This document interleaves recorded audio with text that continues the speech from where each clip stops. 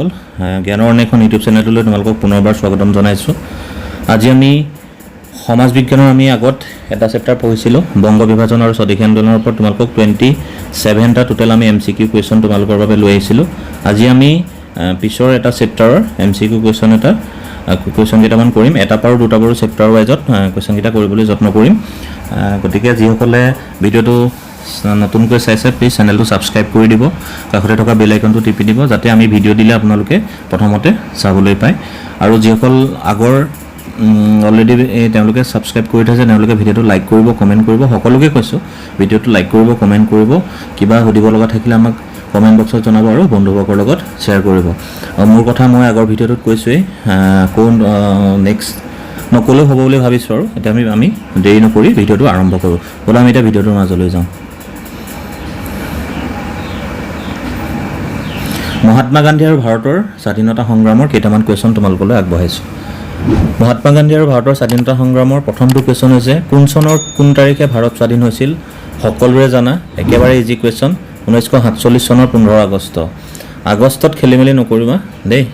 MCQ কুৱেশ্যনত কি হয়, লৰালৰিত এই ডেটবিলাকত খেলি মেলি হয়। 1948 চন বুলিতো চবেই জানা, হ'লেও মই তোমালোকৰ সুবিধাৰ্থে 15 আগষ্টটো কৈ দিছোঁ। ভালদৰে চাই যেতিয়া তোমালোকে MCQ চিলেক্ট কৰিবা ভালদৰে কৰিবা।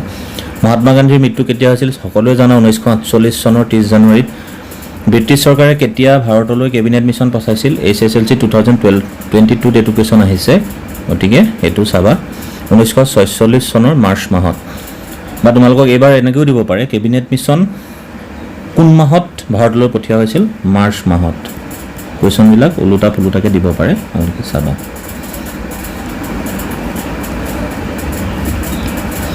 মহাত্মা গান্ধীৰ জন্ম কেতিয়া হৈছিল? সকলোৱে জানা 1869 চনৰ 2 অক্টোবৰ তাৰিখটো আমি কি গান্ধী জয়ন্তী হিচাপে আমি পালন কৰোঁ। সকলোৱে জানাই কথাটো। মহাত্মা গান্ধীৰ জন্মস্থান ক'ত আছিলে? গুজৰাটৰ পোৰবন্দৰ নামে ঠাইত। এইটো মনত ৰাখিবা, এইটো ভুল নকৰিবা আকৌ দেই। খুব ইজি কুৱেশ্যন। লৰালৰিত শব্দবোৰ কওঁতে ইটো এটা ভুল এটা হ'ব পাৰে, গতিকে তোমালোকে মাফ কৰি দিবা। সত্যাগ্ৰহৰ কৌশল গান্ধীয়ে কোন দেশত পোনপ্ৰথমে প্ৰয়োগ কৰিছিল? সত্যাগ্ৰহৰ কৌশল দক্ষিণ আফ্ৰিকাত কি কৰিছিল? গান্ধীজীয়ে প্ৰয়োগ কৰিছিল। ব্ৰিটিছ চৰকাৰে নাইটহুড উপাধি কাক প্ৰদান কৰিছিল? ব্ৰিটিছ চৰকাৰে নাইটহুড উপাধিত মই তোমালোকক কৈছিলোঁ অকণমান আগৰ ভিডিঅ'টোত মই তোমালোকক কৈছিলোঁ ৰবীন্দ্ৰনাথ ঠাকুৰক। নাইটহুড মনত ৰাখিবা দেই, NIGHT, নাইটহুড, HWD, নাইটহুড, এইটো মনত ৰাখিবা। কাৰ নেতৃত্বত ভাৰতত খিলাফত আন্দোলন সূচনা হৈছিল? মৌলানা শৌকত আলী আৰু মহম্মদ আলীৰ নেতৃত্বত। বুজি পালানে? খিলাফত মুভমেণ্ট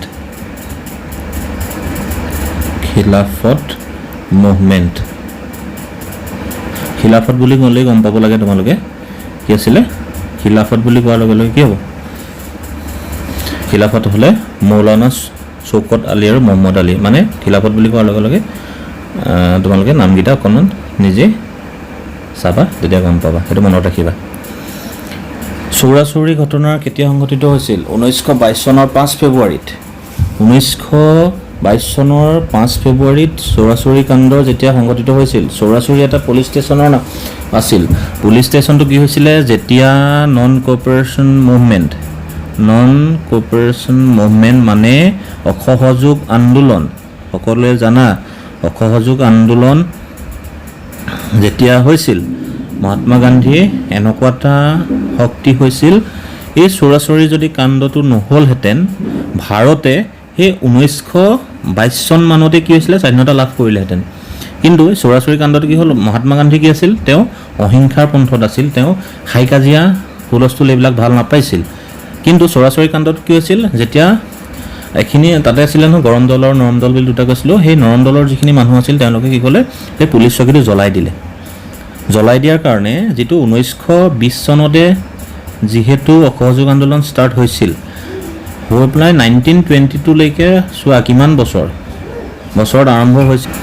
হোৱাৰ পিছত এই দুবছৰ যি চবতকৈ ছাকচেছফুল আছিল কিন্তু চবতকৈ ৱেষ্টটো আছিল এইটো কাৰণে ৱেষ্ট আছিল যদি মহাত্মা গান্ধীয়ে তাতে 1922 চনৰ যেতিয়া চৌৰাচৰি কাণ্ডটো হয় তেতিয়া তেওঁ ডিক্লেয়াৰ কৰি দিলে যে আৰু অসহযোগ আন্দোলন আৰু চলাব নালাগে এইখিনিতে বন্ধ কৰি দিছোঁ সেইটোৱে চবতকৈ বহুতে কয় মানে আমি কিতাপত দেখাবলৈ পাইছোঁ তেতিয়া কি হৈছিল যেতিয়া এইটো হৈছিল হোৱাৰ পিছত কি হৈছে মহাত্মা গান্ধীয়ে ডিক্লেয়াৰ কৰিলে যে অসহযোগ আন্দোলন আৰু চলিব নালাগে ইয়াতে বন্ধ হওক সেইটোৱে চবতকৈ ব্যৰ্থতা আছিল নহ'লে আমাৰ 1922 চন মানতে আমাৰ ভাৰত স্বাধীন হৈছিল আমি হিষ্ট্ৰীত পঢ়িবলৈ পোৱাৰ মতেহে মই কথাখিনি কৈছোঁ মই নিজৰ মতে কোৱা নাই কথাখিনি গতিকে কিবা এটা দুটা খেলিমেলি হ'ব পাৰে শব্দ তোমালোকে ভুল ভাবিব নালাগে 1922 চনৰ 5 ফেব্ৰুৱাৰীত যিটো চৌৰাচৰি যিটো অগ্নিকাণ্ড পুলিচ থানাৰ এই কাণ্ডটোৰ কাৰণেই অসহযোগ আন্দোলন কি হৈছিল বন্ধ হৈ গৈছিল এইটো মনত ৰাখিবা তোমালোকে তাৰপিছত সত্যাগ্ৰহ বা অহিংসাৰ আন্দোলন কেতিয়া আৰম্ভ হৈছিল 1919 চনত ছইল সত্যাগ্ৰহ বুলি যোনটো কয় 1919ত হৈছিল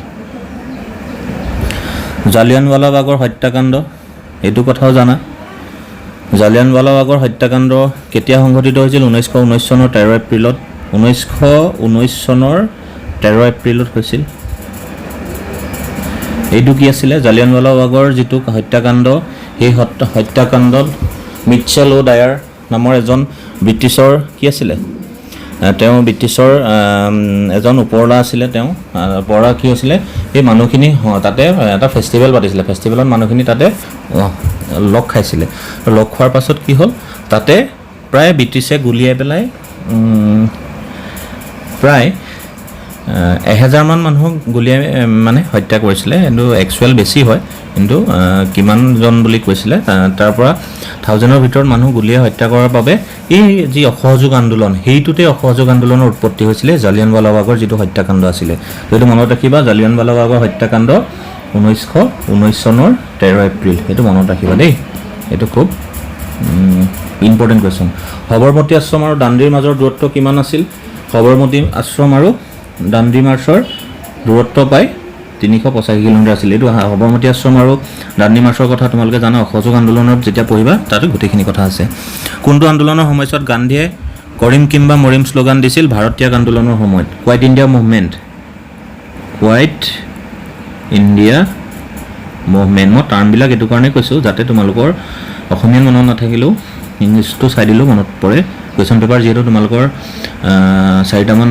ভাষাত থাকিব গতিকে কোৱাইট ইণ্ডিয়া মুভমেণ্ট কিমান হৈছিল কিমানত কোনটো কৈছিল কৰিম কিম্বা মৰিম কৰিম নহ'লে মৰিম মানে কোৱাইট ইণ্ডিয়া মুভমেণ্টৰ কথা যেতিয়া আহিব ভাৰতীয় আন্দোলনৰ সময়ত হৈছিল হিমান্ত গান্ধী নামে কাক জনা যায় খান আব্দুল গফুৰ খান খান আব্দুল গফুৰ খানক আমি কি বুলি কওঁ হিমান্ত গান্ধী কোনটো আন্দোলনৰ সময়ত গান্ধীজীয়ে কৰিম কিম্বা মৰিম শ্লোগানটো দিছিল এইটো চোৱা 2018 বৰ্ষৰ একেটা কুৱেশ্যনেই 18 বৰ্ষত আহিছিলে সেইটো কাৰণে এইটো চাবা ভাৰতীয় আন্দোলনৰ সময়ত মোষ্ট ইম্পৰ্টেণ্ট কুৱেশ্যন মনত ৰাখিবা দেই 1932 চনত সাম্প্ৰদায়িক বাটৰুৱা ঘোষণা কৰা ব্ৰিটিছ প্ৰধানমন্ত্ৰীজনৰ নাম এইটো আগৰ কুৱেশ্যনটোত মই তোমালোকক ক'লোঁ 19 চনত ইম্পৰ্টেণ্ট এইটো মনত ৰাখিবা ইম্পৰ্টেণ্ট এইটো কাৰণে কৈছোঁ 19ত আহিছিলে তাৰপিছত 17 নম্বৰটো চোৱা চৌৰাচৰি সংঘৰ্ষ কেতিয়া হৈছিলে অকণমান আগত এইটো ক'লোঁ এইটো 20 চনত আহিছে চোৱা তেতিয়াহ'লে কুৱেশ্যন যিবিলাক মই ইয়াতে ডিছকাছ কৰিছোঁ মেক্সিমাম কুৱেশ্যন ইয়াতে কমন কুৱেশ্যন ইম্পৰ্টেণ্ট এইটো চাবা মেক্সিমাম কুৱেশ্যন ইয়াতে ইম্পৰ্টেণ্ট কুৱেশ্যন চাবা তোমালোকে ব্ৰিটিছ সাংসদে কেতিয়া ভাৰত স্বাধীন আইনৰ অনুমোদন জনাইছিল ভাৰত স্বাধীন আইনৰ অনুমোদন কেতিয়া জনাইছিল 2022ত ইম্পৰ্টেণ্ট কুৱেশ্যন আহি গ'ল ইম্পৰ্টেণ্ট কুৱেশ্যন তোমালোকে এইটো চাবা জুলাই 1947 ইণ্ডিয়ান ইণ্ডিপেণ্ডেণ্ট এক্ট মনত আছেনে যদি পঢ়িছিলা ভালদৰে মনত আছে ইণ্ডিয়ান ইণ্ডিপেণ্ডেণ্ট এক্ট 1947ত কি হৈছিলে 15 আগষ্টত ভাৰত স্বাধীন হৈছিল under Indian independent act independent act আইন আছিলে সেইখনৰ আণ্ডাৰতহে ভাৰতে স্বাধীন কৰিছিল 15 আগষ্টত লণ্ডনত অনুষ্ঠিত হোৱা দ্বিতীয় ঘূৰণীয়া মেজমেলত কোনে কংগ্ৰেছক একেভাৱে প্ৰতিনিধিত্ব কৰিছিল মহাত্মা গান্ধীয়ে লণ্ডনত হৈছিল ছেকেণ্ড ৰাউণ্ড টেবুল কনফাৰেন্স দ্বিতীয় ঘূৰণীয়া মেজমেল মহাত্মা গান্ধীয়ে তাত কি কৰিছিলে লিড লৈছিলে 1932 চনত সাম্প্ৰদায়িক বাটৰুৱা ঘোষণা কৰা ব্ৰিটিছ প্ৰধান একেটা কুৱেশ্যনকে বাৰে বাৰে আহি আছে ৰিপিট হ'ল চৰি দেই এইটো কাৰণ এইটো অলৰেডি ক'লোঁ ভাৰতীয় আন্দোলন 1942 কোৱাইট ইণ্ডিয়া মুভমেণ্ট কেতিয়া মই অকণমান আগত যে কৈছিলোঁ কোৱাইট ইণ্ডিয়া মুভমেণ্ট কেতিয়া 1942 মনত ৰাখিবা মোষ্ট ইম্পৰ্টেণ্ট কুৱেশ্যন আজাদ ফৌজৰ প্ৰতিষ্ঠাতা কোন আছিল নেতাজী সুভাষ চন্দ্ৰ বসু জানা এইটো আজাদ ফৌজ মোক টেষ্ট দিয়া মই তোমালোকক স্বাধীনতা দিম এইবিলাক খুব ইম্পৰ্টেণ্ট সুভাষ চন্দ্ৰ বসুৱে কৈছিল মোক তোমালোকে টেষ্ট দিয়া মই তোমালোকক স্বাধীনতা দিম বাণীটো ভাৰতীয় কোন নেতাৰ আছিল সুভাষ চন্দ্ৰ বসুৰ জালিয়ানৱালাবাগৰ হত্যাকাণ্ড কাৰ নিৰ্দেশত হৈছিল মই অকণমান আগত কৈছোঁ জেনেৰেল ডায়াৰ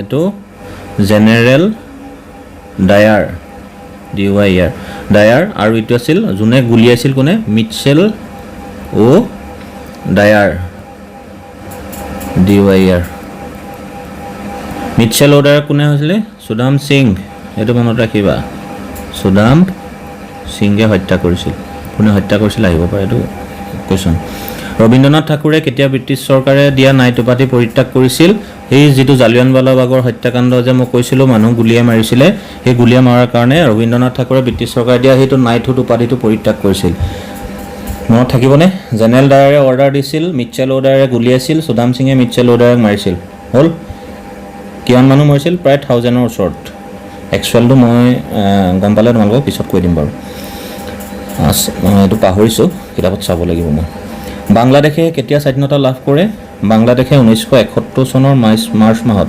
1971ৰ মাৰ্চ মাহত বাংলাদেশে স্বাধীনতা লাভ কৰে ভাৰত আৰু পাকিস্তানৰ সীমাৰেখাক কি নামেৰে জনা যায় ভাৰত আৰু পাকিস্তানৰ সীমাৰেখাক কি নামেৰে জনা যায় ৰেড ফ্লিক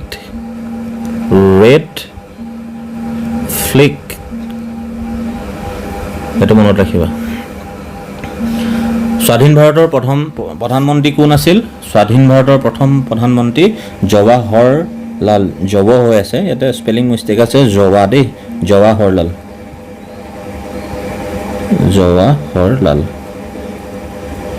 এইটো স্পেলিংটো মিষ্টেক আছে